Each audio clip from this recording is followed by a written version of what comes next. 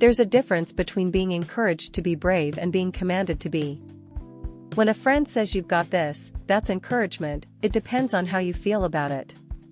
When God says, "Have not I commanded thee," that's something else entirely. It puts courage in a different category. Not a feeling you work up. An order you obey. Have not I commanded thee? Be strong and of a good courage, be not afraid, neither be thou dismayed, for the Lord thy God is with thee whithersoever thou goest. Joshua 1 verse 9, KJV. Moses has just died. That sentence deserves a moment. The man who parted the Red Sea, who spoke with God face to face, who carried Israel through 40 years of wilderness, gone. And Joshua is next. A man who has spent his entire career as someone else's second-in-command is now at the front. The book of Joshua opens with God speaking to Joshua 3 times in the first 9 verses. By verse 9, God has already said "be strong and courageous" twice. This third time he adds the rhetorical edge, "Have not I commanded thee?" It isn't a question looking for an answer.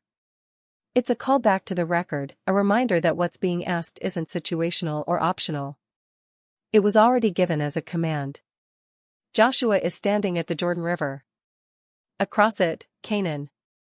Also in Canaan, the Hittites, the Amorites, the Canaanites, the Perizzites, the Hivites, and the Jebusites. Fortified cities. Trained armies.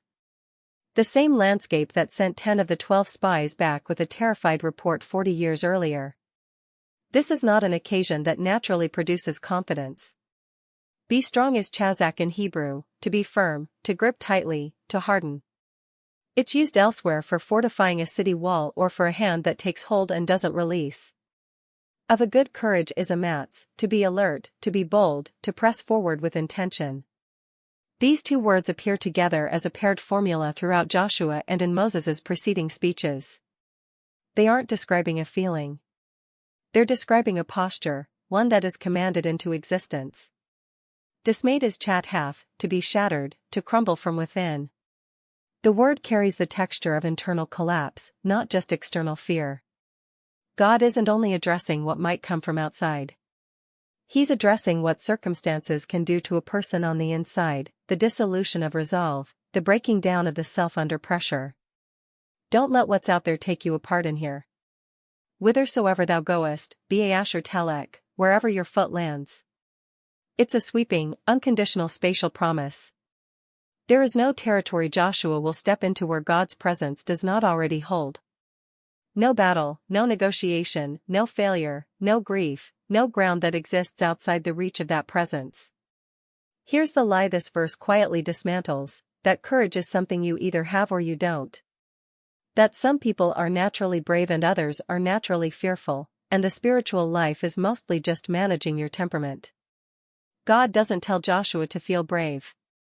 He commands courage, which is an entirely different transaction. Feelings follow circumstances. Commands create obligation regardless of circumstances.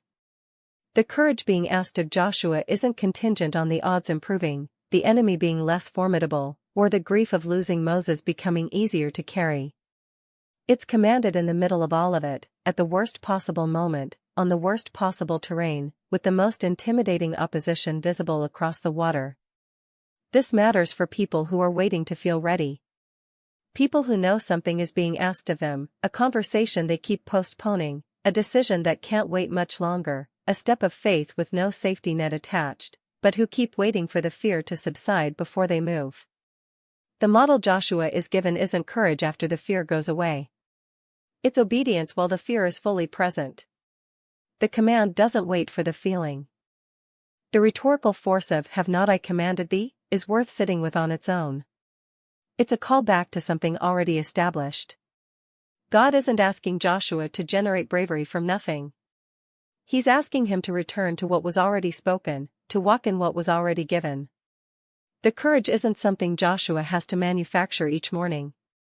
It's something God has already issued, already backed with his own presence, already attached to an unconditional promise of accompaniment. Joshua's assignment isn't to be braver.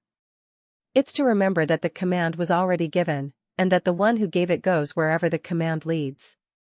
The takeaway: Courage here isn't a feeling you find, it's an order you've already been given, backed by a presence that goes wherever you go.